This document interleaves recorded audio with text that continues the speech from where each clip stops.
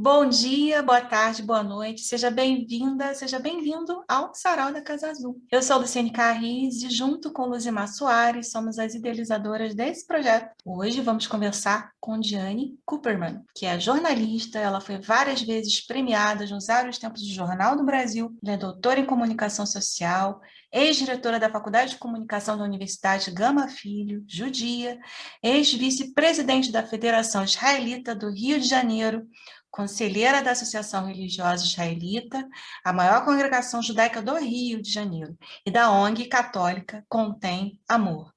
Nas últimas 4 décadas, ela vem se dedicando à luta contra o antissemitismo e pelo diálogo interreligioso, sendo ativista da primeira hora das comissões de diálogo católico-judaico, interreligioso e de combate à intolerância religiosa.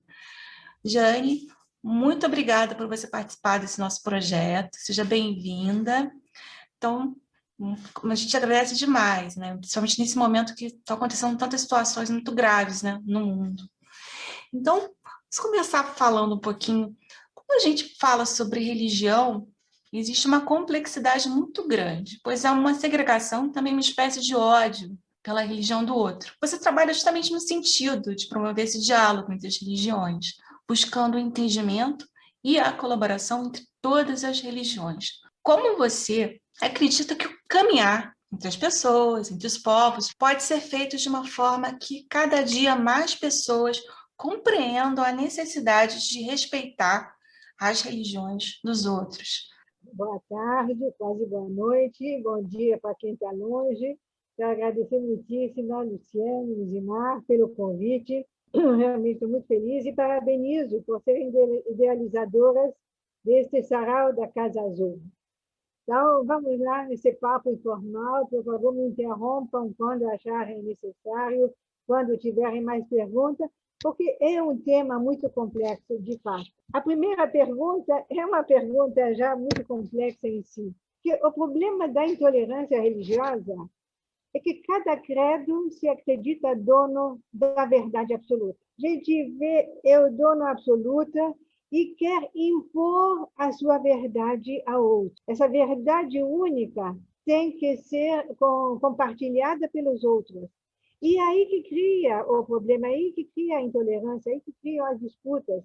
A gente vê o cristianismo dizendo que não há salvação fora da igreja, não há salvação sem o batismo. Então, com esse princípio, há necessidade de salvar a humanidade inteira. E como que você vai salvar a humanidade inteira? Obrigando a conversão, forçando o batismo. E aí a gente viu os horrores que foram cometidos ao longo da história, com indígenas, com africanos, com judeus, com muçulmanos, cada religião querendo se impor, imbuída de um princípio excelente, né? Salvar a alma, que todo mundo vá para o paraíso. Mas, em nome dessa primícia, se cometeram horrores inimagináveis. E o Islã seguiu o mesmo caminho. O Islã, até hoje, quer impor a sua religião a todos. Ele acha que todas as religiões têm que reconhecer que Muhammad é o último profeta e tem que se submeter à lei do Islã. Porque o judaísmo recebeu a lei de Deus, foi o povo escolhido. Depois veio o cristianismo como a nova aliança com Deus, acha que o judaísmo não conheceu, não entendeu perfeitamente a lei, vem o cristianismo e depois vem o Islã, que diz, judaísmo é válido, o cristianismo são válidos, eles reconhecem todos os profetas, todos os patriarcas, todas as matriarcas, reconhecem, respeitam e veneram, mas Muhammad é o último da linhagem e espera que todos o reconheçam. Então, em nome disso, também cometeram barbaridades ao longo da história e, infelizmente, ainda cometem esses ataques e perseguições. Se a gente for ver a história, nunca se matou tanto como em nome do amor, em nome de Deus. Quantas guerras de religião a gente viu ao longo da história, em todas as latitudes, na Europa, na África, na Ásia, na América, todos os continentes viveram isso com muito sofrimento. A gente vê, por exemplo, as guerras tribais na África. até hoje continuam. São todos praticamente de mesmo credo, mas um quer impor a sua força, o seu credo, as suas orientações em cima dos outros povos. E a gente viu a Guerra de 100 anos, a guerra de religião, a Inquisição, as guerras entre protestantes e católicos.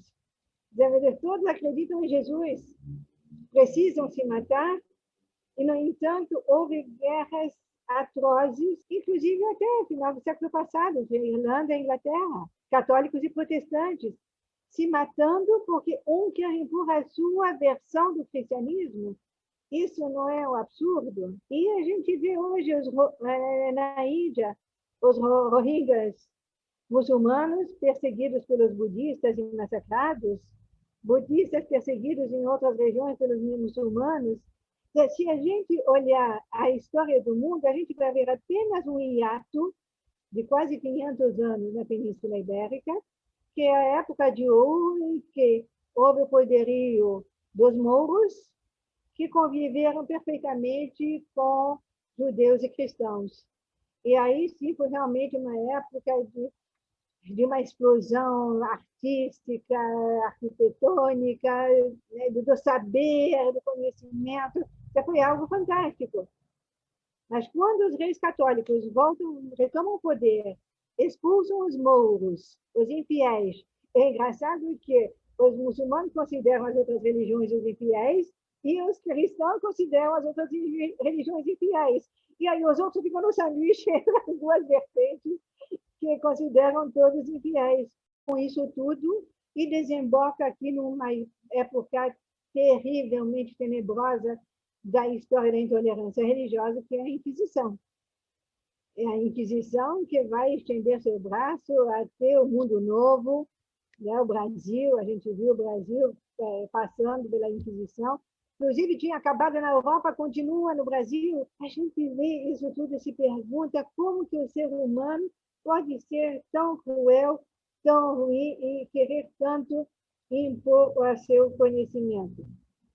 Agora, diálogo. O que a gente vê? O diálogo é uma coisa inteiramente nova. Como que vai surgir? A gente vê, no final do século XIX, surgir na França as amitiés judéo-cretianas. São as amizades judaico-cristãs, que vai reunir principalmente movimentos protestantes, que, como eles estão voltados muito para o Primeiro Testamento, que no diálogo a gente não usa Antigo, o Velho Testamento e o Novo Testamento, porque tem esse aspecto pejorativo, né?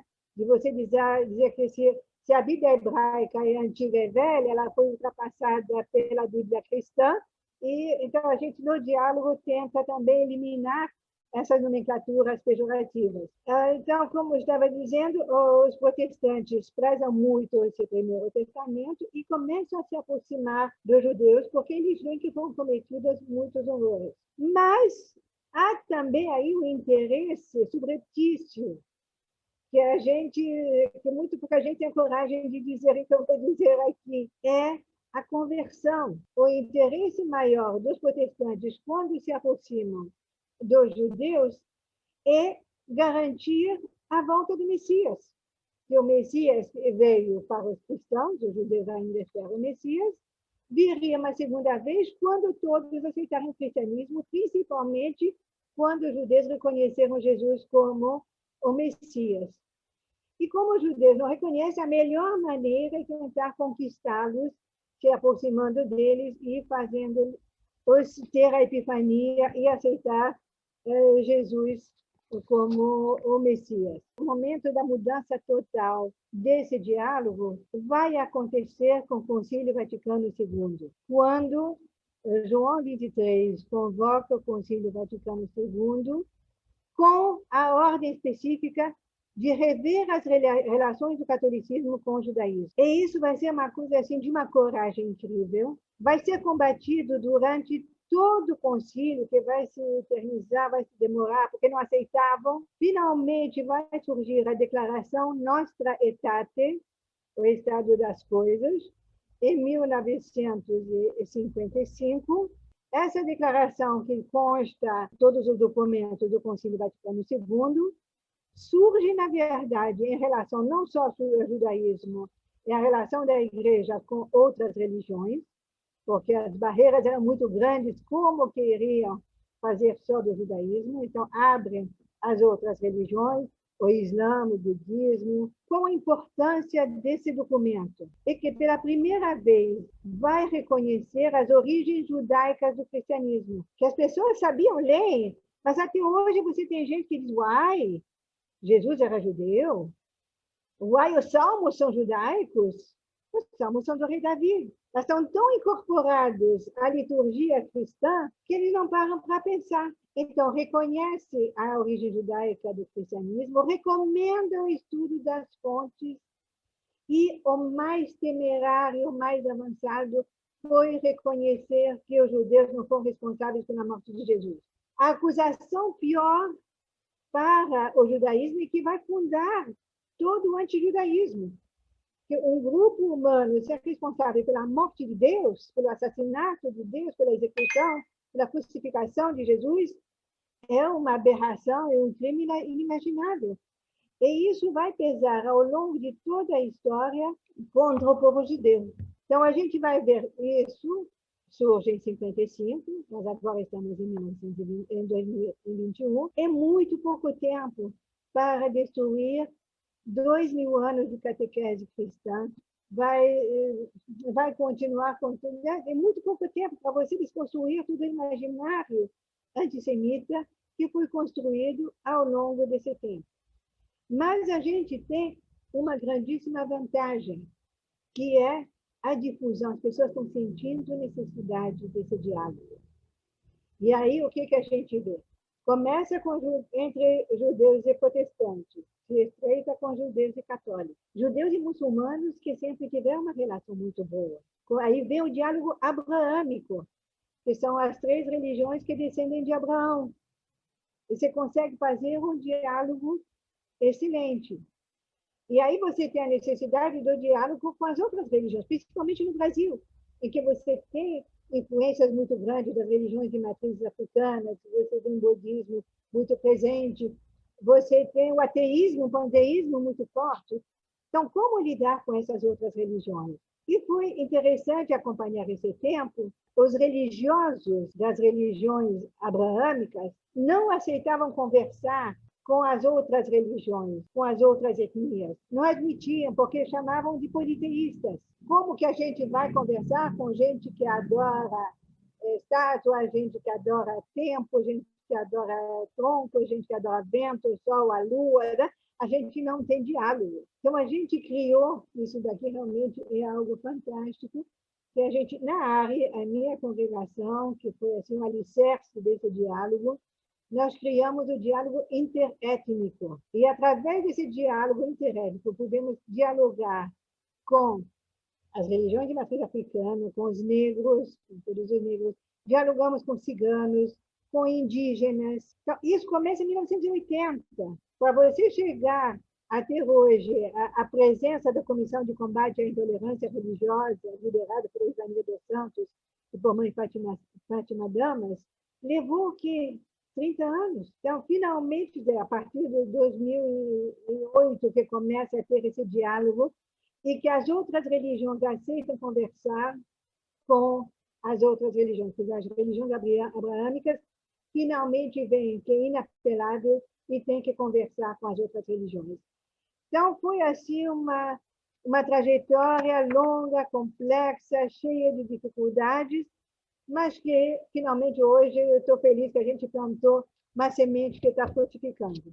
Você já começou falando um pouquinho aí da pergunta que eu vou te falar, mas eu tenho um espacinho um pouco a mais dentro dela, porque hoje a gente tem uma corrente crescente que nega, por exemplo, o Holocausto. Outros continuam pregando aquilo que você já falou, Diane, que é a condenação dos judeus pela morte de Jesus. Então, como que você acredita que esse pensamento se perpetua, ou talvez como que ele ressurge nos diálogos e nas religiões? Eu não diria que a corrente seja crescente, mas que ela existe e ressurge de uma forma preocupante, não há dúvida alguma. E eu quero separar e até inverter a sua questão. Você coloca primeiro o Holocausto, depois a acusação de deicídio. Eu quero começar com Jesus. Quando Jesus surge, Jesus viveu, pregou tudo que ele fala é judaísmo e morreu como judeu. Então, isso daqui, ele não criou uma religião nova, ele é judeu e passa isso o tempo todo. O que vai acontecer com os sucessores de Jesus? Eles querem se colocar como a nova aliança, como o grupo que tem que ser reconhecido como o novo povo eleito, um povo escolhido. O grande erro é que, ao invés de se juntar ao judaísmo e junto caminharem, é tudo bem, cada um que tivesse sigasse a sua corrente, resolveram enfrentar por uma luta pelo poder, por uma luta de afirmação. E aí o que a gente vai ver ao longo desses séculos? Uma construção do ódio para delimitar terrenos. Então, o cristianismo vai começar segregando. Vocês, judeus, não entenderam a palavra de Jesus, embora a palavra fosse toda judaica. Então, vocês não merecem estar com a gente. Mudam ritos, tiram a circuncisão, tiram uma série de rituais judaicos para tornar mais fácil a adesão ao cristianismo, que foi também uma decisão fantástica, porque a partir daí não tem dificuldade, se adere muito rápido. Com o crescimento do cristianismo, se torna ainda mais fácil segregar. E aí o judeu, acusado de deicídio, acusado desse crime ignóbil, ele tem que ser separado. Então ele vai começar a ficar em guetos, em burgos, vai começar a ter profissões proibidas, começa a não poder frequentar os cristãos, começa a ter uma série de delimitações que vão marcar o judeu a ferro e fogo. E essas segregações acabam sendo esquecidas, pelo menos a razão pela qual elas existiam. Vou dar um exemplo bem prático. Por exemplo, os judeus tinham que ser reconhecidos à distância. Então, para serem reconhecidos à distância, eles tinham que usar um chapéu em forma de cone, pouco chapéu de bruxas, né? Bem alto, para ser visível à distância. Isso era uma imposição do rei feudal, era uma imposição de tinha que usar esse chapéu visível à distância. Com o tempo, as pessoas não lembram que foi uma ordem, que foi uma imposição. O que é que eles dizem? Olha aqui, vocês sabem por que os judeus usam esse chapéu? Para esconder os chifres do diabo. Aí a imagem do judeu sempre ligado ao mal, ao diabólico, né? Então, e por aí vai. Quando a igreja condena a usura, quem vai ser obrigado a transacionar com dinheiro vai ser o judeu, porque ele não tem essa proibição. E, ademais, como ele não tem sítio seguro, ele pode ser expulso a qualquer momento, como foi expulso N vezes ao longo da história, ele tem que ter um bem que ele possa levar consigo. Né? Valores, ouro, além do saber que isso ninguém tira, está na cabeça e ninguém expolia. Mas, com isso, o que você vai ter com o tempo? Olha, o judeu só pensa em dinheiro, o judeu ganancioso, ele só quer trabalhar com dinheiro, quer ganhar com a gente. A cobrança dos impostos. O católico não pode cobrar impostos. Quem é obrigado a cobrar? O judeu. Então, o pobre trabalhador rural que vai ao suor da fonte dele dar 2 galinhas, sabendo que vai faltar na sopa, vão faltar os ovos, ele dá porque exigência, tem que dar, se não tem o dinheiro, vai dar o que ele tem como bem. Quem ele vai odiar? O judeu cobrador, não é o senhor feudal que está mandando o judeu, nem a igreja que vai mandar cobrar também, porque a igreja tinha também esse sistema de cobranças através dos judeus. Então, a gente vê como que são esses mecanismos de transferência que vão sedimentar o ódio a esse grupo que não tem terra, que não tem exército, que não tem nada, que é perseguido e se diz povo escolhido.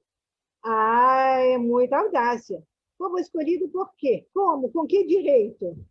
Me prova que o povo é escolhido, né? E se mantém, e se apega a essa religião. Não abre mão. Quer dizer, é algo tão incrível que eles acabam inventando até acusações para poder explicar essa aderência a princípios milenares. A gente passou agora a festa de Shavuot, que é a festa de entrega da Torá, dos 10 mandamentos e de todo o Pentateuco. São 5 livros de Moisés, que é a base da Bíblia cristã. Isso aqui foi o quê? O que são esses 5 livros? São códigos de conduta, de ética, revolucionários para a época. Quando os 10 mandamentos começam, adorarás, só terás um Deus, só adorarás esse Deus. Por que você vai adorar só esse Deus? Não falo no tempo da igreja, falo no tempo anterior. No mundo politeísta, você só adorar um Deus, isso daqui cria um mal-estar muito grande. Porque você pode até adorar esse teu Deus invisível, mas você deixar de adorar os outros, e pior, deixar de adorar o imperador, que tem que ter a sua estátua no centro de tudo, você está cometendo um erro muito grave. Respeitarás o Shabat. O que é respeitar o Shabat? Respeitar o Shabat é parar um dia na semana. É o repouso total, é a parada de toda atividade. Quando que a gente vai ter o repouso obrigatório nas indústrias, no comércio, na vida civil? Metade do final do século XIX. E ainda no século XX, ainda a gente vê gente que não respeita o repouso obrigatório. Então, quando a gente vê essas coisas revolucionárias da Torá, as pessoas ficam muito incomodadas, porque não faz parte da sua prática. O respeito à empregada, ao empregado. O empregado também vai ter que parar o Shabat, não importa que seja judeu ou não. O animal, a terra, todos os princípios da ecologia estão na Bíblia. Então, isso tudo, quando você vê, como você vai deixar a terra descansar? Ou vai fazer a alternância no cultivo? Isso daqui, na época, ninguém pensava, ninguém imaginava. Então, você vai ter isso tudo como se tornando motivo para a segregação. Quando surge o nazismo, todos esses ódios, essas desconfianças, são sedimentadas. Vão inventar que a Páscoa, o Pêssar, é feito. Você sabe que na Páscoa a gente só come matzá, que é um pão não fermentado, para lembrar quando os hebreus saíram do Egito para o Êxodo, não tiveram tempo de cozinhar o pão, e foi um pão sem fermentado, foi uma bolachinha, que foi comida, então se come durante uma semana para lembrar esse episódio. O que foram dizer? Que os judeus fazem essa matzá com sangue de criancinhas cristãs. Então, na época da Páscoa, as pessoas ficavam morrendo de medo, todo mundo protegendo suas criancinhas para que os judeus não venham sequestrar e fazer a matzá com sangue de criancinhas cristãs.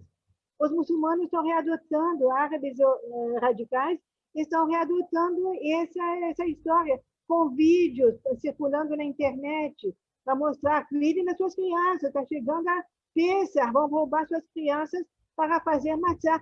Então, a gente vê como essas falácias, como essas fake news grudam, e não há como desmenti-las, porque elas têm uma asa própria. Elas vão continuando e continuando e continuando.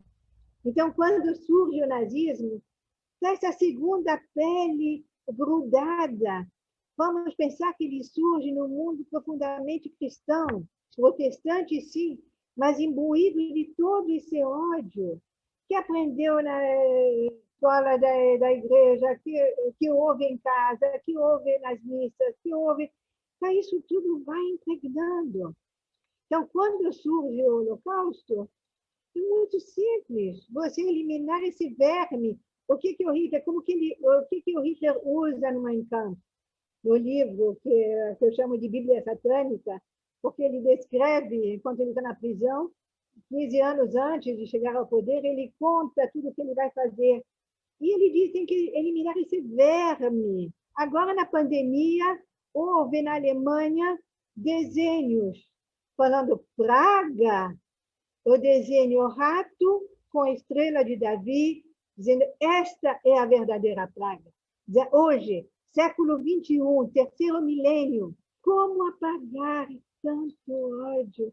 Como fazer com que as pessoas possam abrir os olhos? Mas é todo um trabalho exaustivo de construção, de convencimento e de fazer com que haja adesão. E essa adesão tem que ser voluntária. Se você não faz essa adesão voluntariamente, você não tem como fazê-la.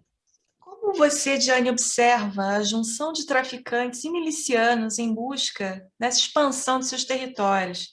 Eles se declaram crentes e ostentam, junto com a bandeira de Israel, que fincam no teto os seus domínios. Eles usam os nomes de complexos de Israel, tropas de Arão, dentre outros nomes, que lembram Israel. Você poderia falar um pouquinho sobre isso? Luciane, isso só incrementa o antijudaísmo. As pessoas, ao verem a bandeira e ao verem o nome, vai ser exatamente o mesmo fenômeno que a gente viu na época da Idade Média, com os cobradores de impostos.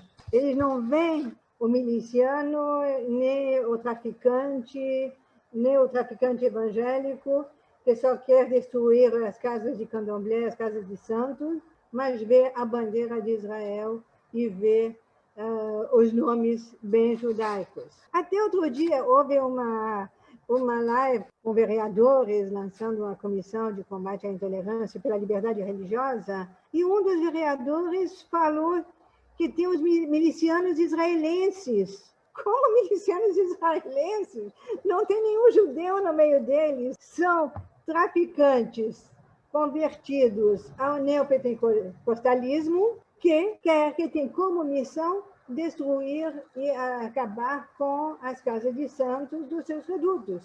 E ele não ataca apenas as casas de santos, realmente o que estão fazendo hoje com as casas de candomblé e de umbanda é terrível, porque eles vão com seus revólveres, com suas escopetas, com suas metralhadoras, entram dizendo que mandam o nome de Jesus e mandam o próprio pai de santos, uma mãe de santos, destruir os seus objetos rituais, seus objetos sagrados. Você quer uma coisa mais dura para uma pessoa de fé destruir os seus objetos de culto? Mas aí a vida dela que está em jogo, ou destrói. Agora, eles não se atêm apenas a isso, por exemplo, atacam católicos, porque eles consideram que também católicos são adoradores de imagens. E os protestantes não aceitam imagens. Mas você no diálogo aceita, cada um siga o seu caminho, siga seu credo. Você não tem que impor absolutamente nada, que cada um siga aquilo que lhe faz bem e que o torne um ser melhor. E a gente vê, você acha que eles usam bandeira de Israel e nomes judaicos e não atacam os judeus? Não! São os primeiros a dizer que esses judeus, aí volta com as acusações de que são os matadores de Cristo, vem dizendo que são Satanás. Tem blasfêmias terríveis contra os judeus e o judaísmo. Tem que combater, tem que denunciar. E nisso, o que é bonito é que a gente vê correntes protestantes não radicais se unindo às religiões de matriz africanas e às outras pessoas que militam no diálogo interreligioso para ajudar a reconstruir esses tempos. Ou ajudam auxiliando na defesa, nas denúncias, fazendo uma série, dando todo um apoio que é fundamental. E é importantíssimo que esses segmentos perseguidos se sintam apoiados, porque isso dá coragem a ir reivindicar. E hoje você tem essa pressão da sociedade, então uma série de medidas legais sendo tomadas, coisa que não existia 3, 4 anos atrás.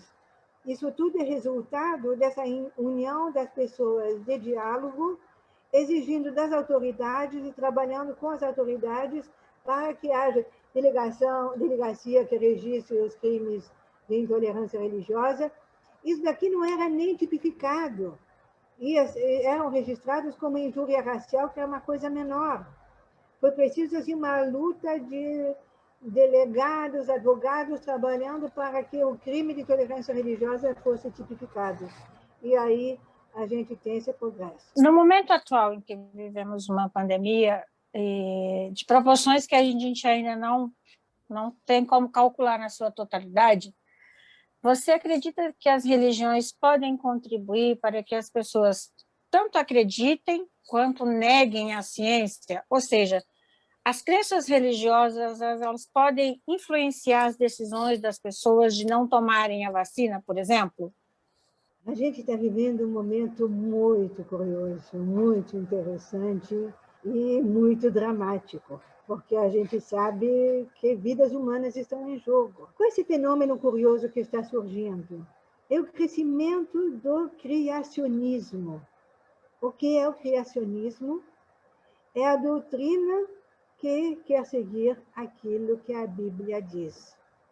Vão contra todas as teorias do evolucionismo, negam totalmente a evolução. O homem não descende do macaco, não houve evolução das espécies, não houve nada. Então, quando você tem nos Estados Unidos várias escolas adotando isso nos seus currículos, você imagina isso em escolas norte-americanas, que é o centro da pesquisa mundial, você ter esse retrocesso. Quando você vê na Europa núcleos dominados por grupos muçulmanos exigindo que as escolas adotem o criacionismo. Você tem a Europa, que também é o berço de todo o intelecto da criatividade, do pensamento, do livre pensamento, e você tem isso. E esses movimentos, é claro, vão reforçar a negação da ciência. E se você nega a ciência, se você diz que a Terra é plana, você diz que a ciência não sabe o que faz, se você diz que é melhor ter a contaminação do rebanho, que isso vai resolver, não que morra metade da população e você não vai ter mais o coronavírus, qual é o papel da religião nisso? A religião aberta nunca nega a ciência. Ela caminha junto.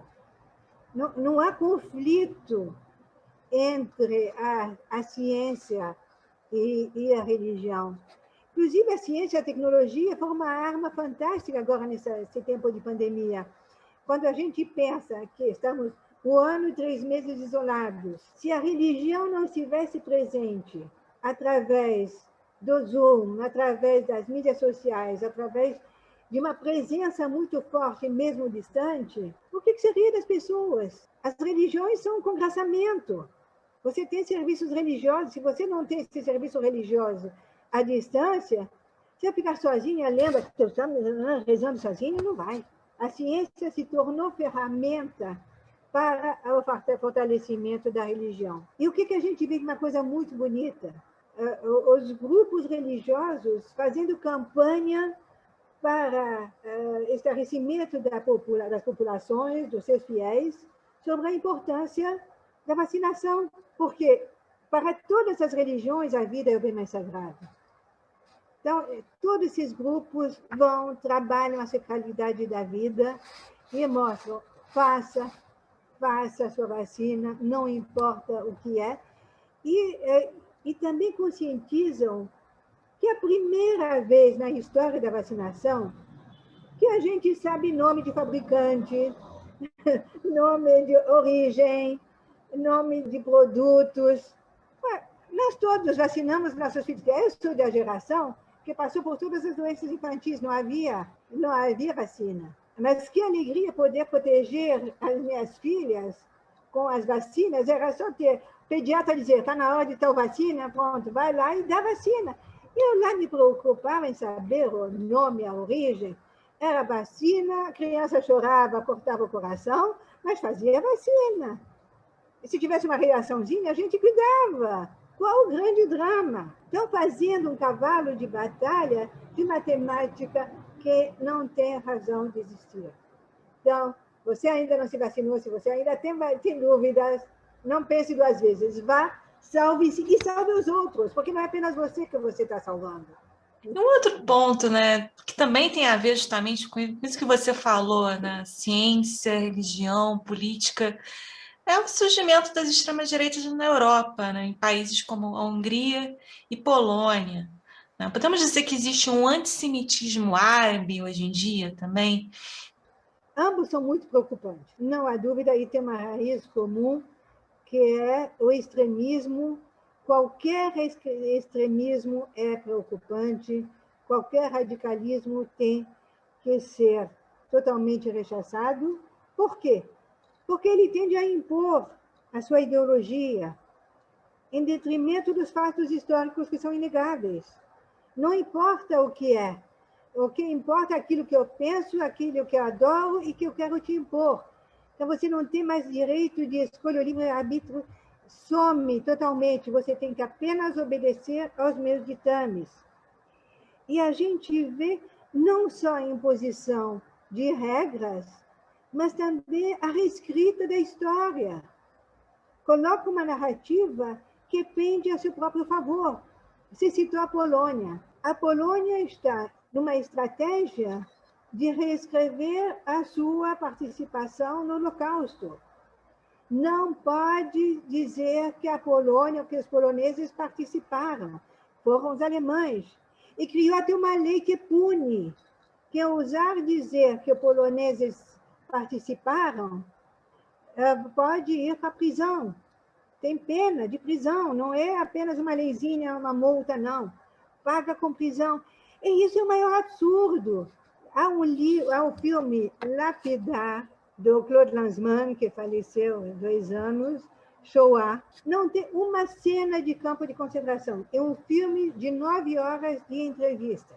E ele entrevista poloneses. É o motorista do trem, não é motorista, mas é aquele que guia o trem, que dirige o trem, a locomotiva, que conta.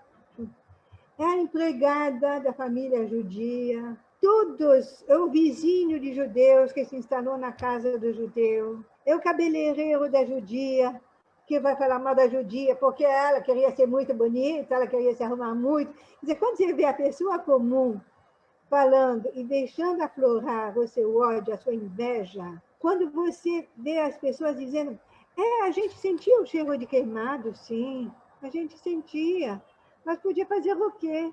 A gente pensava que era um churrasco. Era churrasco de gente. Se quando ele pergunta, você não queria ajudar quando via uma criança pedindo água? Ah, não. Quem manda ter matado Jesus? É uma criança de 3 anos responsável pela morte de Jesus? Tudo bem, ainda não havia nocetate naquela época. Então, não se tinha negado a acusação de deicídio. Mas você pode, em sã consciência, responsabilizar uma criança? E pior, os heróis da resistência judaica, que na Polônia houve momentos de resistências heróicos, se transformaram em heróis poloneses. Então, a Polônia glorifica esses heróis que combateram o nazismo. Não ajudaram os judeus, não são judeus que tentaram salvar judeus. Esquecem, eles apagam que são judeus. Como no campo de Auschwitz. Houve uma celeuma terrível, anos atrás, que queriam fincar na entrada do campo de Auschwitz um crucifixo gigantesco, do tamanho do Corcovado, do Cristo. E é claro que a gente protestou, as comunidades judaicas protestaram, o Congresso Mundial Judaico protestou, que você aí desvirtua, tira a condição judaica, da condição da morte dos judeus, do extermínio dos judeus, para transformá-lo num sítio de mártires cristãos. E, aliás, você tem ali todos os nomes daqueles que morreram, que foram mortos nos fornos crematórios. Você tem a origem dos países, mas em lugar nenhum está citado que eram judeus. Então, você vê o trabalho de transferência. Com o tempo, as pessoas vão esquecer que se tratava de judeus. Com o tempo, vão dizer, eram tantas nacionalidades, tantos franceses, tantos rodesis, que vieram da ilha de Rhodes, tantos húngaros, porque Hitler foi buscar os judeus em qualquer lugar do mundo, porque a meta era tirar até a última gota de sangue judeu da face da terra. E haveria um museu em Praga, que é uma cidade lindíssima, o Museu da Raça Extinta, em que eles iam mostrar como viviam esses vermes e como eles eram gananciosos. Bom, eu nasci no Egito e eu sempre tive amigos muçulmanos, amigos árabes, amigos do Sudão, que era um país grudado, fronteiriço com o Egito. A gente tinha uma relação, um convívio com várias religiões, com vários credos. Tinha um grupo de meninas, porque aí o colégio era separado naquela época, meninas e meninos, e lá continua separado até hoje, né? Não tem isso como no Brasil, mas aí a gente era um grupo de 5 meninas inseparáveis. Eu era judia, tinha uma grega ortodoxa, tinha uma armênia, também ortodoxa da Armênia, tinha muçulmana e tinha uma inglesa protestante. Então, essa mescla de religião, acho que me mostrou o caminho para poder ser alguém que goste do diálogo. E aqui no diálogo, eu tenho amigos muçulmanos, sunitas, xiitas, sem problema algum, que são os primeiros a levantar e a protestar contra quando alguém, como aconteceu uma vez na PUC, a gente estava no auge de uma guerra entre Israel e os países e os vizinhos do Hezbollah, não é a mesma de agora, e aí um aluno se levantou, nós fizemos vários encontros interreligiosos para mostrar que o diálogo é possível, sim, porque a gente se ama, não se odeia. Como você senta perto de uma judia, como um rapaz muçulmano? Ele levantou e disse, é a minha melhor amiga. O que tem? E, ademais, nós estamos falando de diálogo interreligioso. A gente não vai misturar política à religião. No diálogo, a gente procura aquilo que nos une e não aquilo que nos separa. Para separar é muito fácil. Para unir é uma construção que demanda tempo e é complicado. Mas, falando do jihadismo, acho que as pessoas podem não saber exatamente o que é jihad. Jihad é um movimento de radicalização, um movimento islâmico de radicalização que propaga a jihad, que é a luta, e a luta para quê? A luta para impor a Sharia. O que é a Sharia? A Sharia é os fundamentos islâmicos. Mas são os fundamentos levados ao extremo, os fundamentos levados à violência. Esse fenômeno que eu falei antes, dessa radicalização, faz que a gente observe uma coisa assim, muito estranha. Eu acho que as pessoas não querem ficar diante de opções. Eu acho que estão tão submergidas com essa liberdade, com essa quantidade de informações, com essa quantidade de observações, com essa quantidade de possibilidade de escolha, que eles ficam perdidos. E não querem mais ter que pensar o que eu vou escolher. Então, é mais fácil ter a resposta pronta, ter um código rígido de conduta. Então, você não tem que perguntar, segue. Aquilo que teu imã te diz, você segue. Isso é válido para qualquer religião. O imã, o judeu ortodoxo, o católico ortodoxo, onde você vai ter um grupo que vai dizer é isso e não pergunte, você não tem o que perguntar. Agora, a violência, quando você une a isso tudo, a violência é muito sério. Houve uma pesquisa da BBC em novembro, que foi publicada em novembro, foi publicada, desculpe, no começo desse ano, mas ela diz que em novembro do ano passado, 5.000 pessoas foram mortas pela Jihad Islâmica, em ações pelo mundo. Vocês imaginam 5.000 pessoas mortas porque não aceitam? E dizer uma coisa, é terrível que dividem o mundo em Dar al-Islam, que é o reino do Islã, e Dar al-Harb, o reino da guerra. E aí a gente vê se multiplicando as opções pela guerra. Você viu o Boko Haram na Nigéria, o califado e a Al-Qaeda, que querem restabelecer o antigo califado, vai do norte da África à Espanha, que inclui China e Índia, que quer pegar toda a Europa. Ou a gente ter o seu líder, Ayman al-Zawahiri, que disse textualmente, ele foi morto ano passado, vamos liberar todas as terras muçulmanas ocupadas e rejeitar qualquer tratado, acordo ou resolução internacional que dê aos infiéis o direito de tomar terras muçulmanas. Inclui Palestina, Chechênia e Caxemira. Então, a guerra está declarada ao mundo. E querer se tornar o dono do mundo todo, que Deus nos proteja disso, porque a gente vê na Europa toda a preponderância desses grupos querendo impor a sua própria doutrina. Na verdade, a gente viveu... Eu sou uma refugiada. Eu vim refugiada no Brasil, expulsa do Egito, junto com 20 mil judeus egípcios que perderam a nacionalidade, ficaram apátridas, saíram sem passaporte, apenas com o laissez-passer, a permissão de sair, sem retorno, sem direito à volta. E o Brasil foi um país generoso que abriu as portas a esses refugiados apátridas. Isso aqui é uma grande benesse. Então, a gente está acostumado a viver isso, e o que? Meu caso, e o caso da minha família e de todos que eu conheço, eu também, a minha congregação é feita de refugiados alemães que sobreviveram ou que fugiam do Holocausto. O que a gente faz quando chega num país novo? Se integra. A gente se integra ao país, adota as coisas boas do país, contribui para o desenvolvimento do país, com aquilo que pode, um que é capaz com indústria, outro que é capaz com saber, outro que...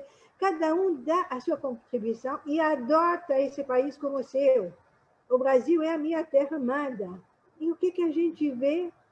Esses quistos querendo impor a sua cultura à maioria. Então, uma minoria que quer se impor à maioria. E isso é inadmissível. Por mais que você respeite os direitos humanos, isso é inadmissível. Os meus ritos, as minhas práticas, eu faço em casa, eu faço na minha sinagoga, e convido os outros, por exemplo, quando eu tenho as festas de Rosh Hashanah, Kippur, as minhas filhas estudaram em colégios não judaicos. Sempre recebemos os amigos deles em todas as festas. No Shabat, vinham. E quando eu vinha fora do Shabat, queriam saber se tinha aquele pão do Shabat, que é um pão especial gostoso, ou se ia ter o vinho para a benção. Então, a gente cria um clima e mostra que não é sangue de criança, o vinho, né? Não tem absolutamente nada. A gente desmistifica, conhece a convivência, você desconstrói preconceitos. Bom, Diane, para finalizarmos, a gente vai voltar um pouquinho no tema que você falou agora, que a gente não pode deixar de mencionar a recente escalada da violência entre o Hamas e o grupo extremista que controla a faixa de Gaza e Israel, que atraiu novamente as atenções do mundo para um conflito que se arrasta por décadas, misturando política e religião. Como você observa isso enquanto judia, enquanto uma pessoa que tem uma trajetória de luta contra o antissemitismo, se destacando ainda como uma defensora do diálogo interreligioso? O que você pode falar para a gente sobre esse conflito? Bom, primeiro, parabéns por colocar nos termos corretos. Não é uma luta de Israel contra palestinos, é uma luta do grupo terrorista Hamas contra Israel, que vem se repetindo há décadas, sem dúvida alguma.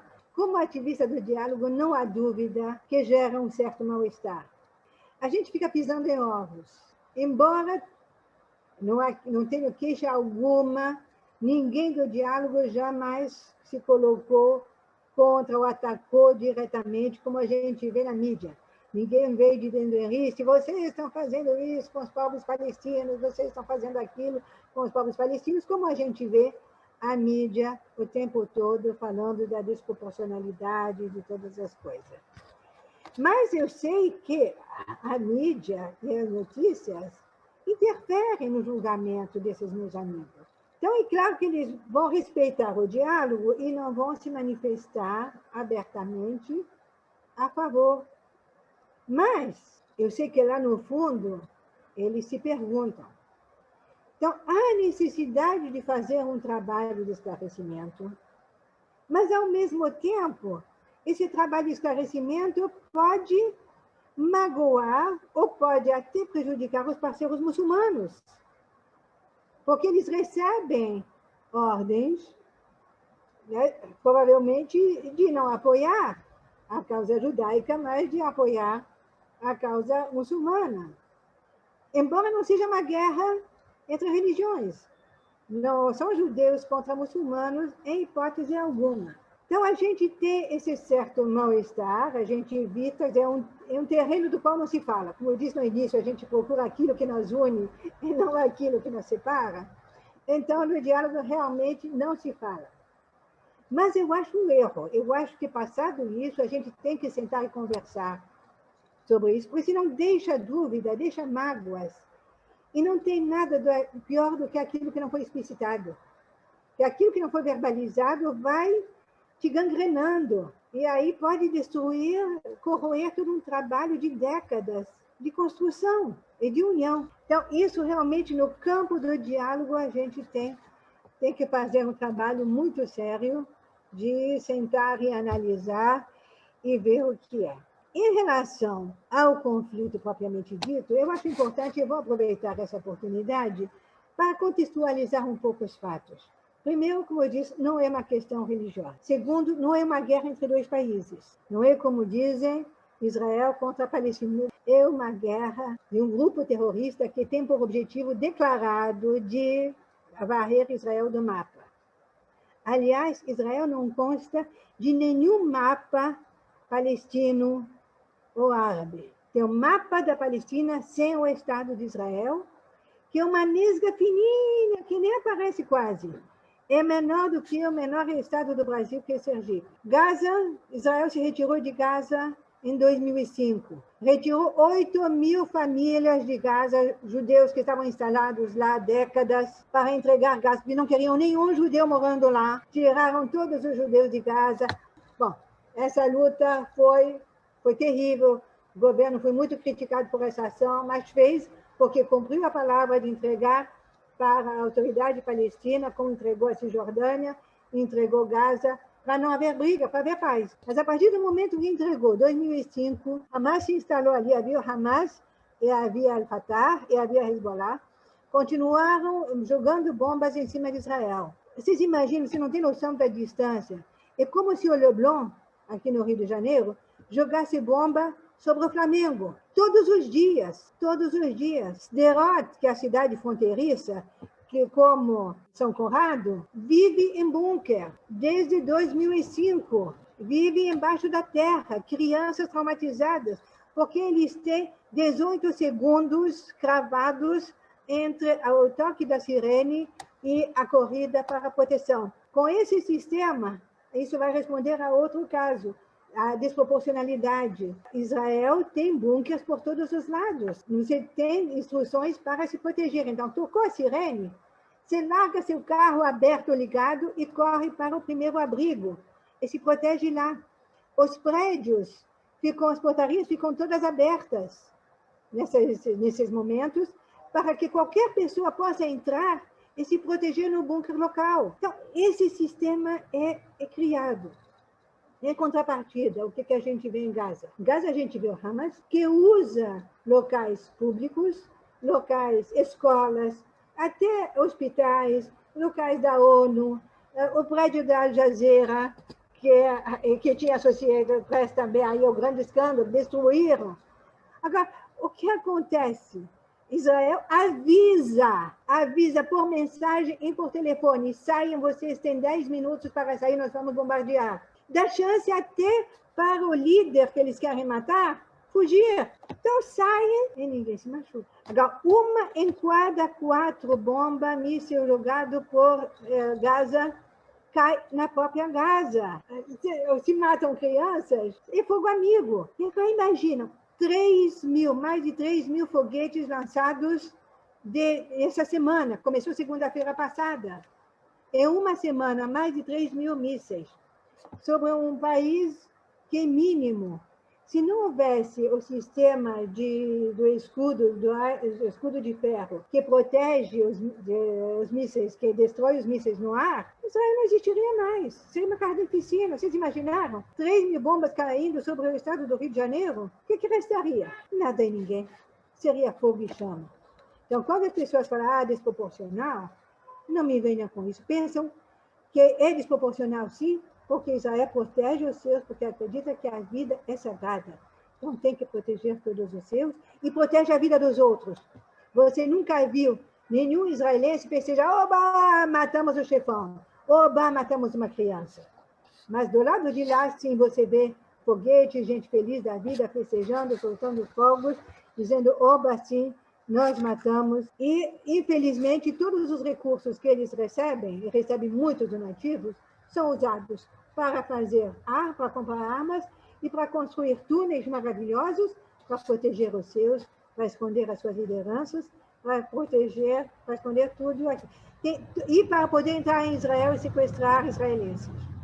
Então, tem uma rede melhor do que a de metrô, em Gaza, que é algo fantástico, construída, e o próprio povo entregue ao Deus dará.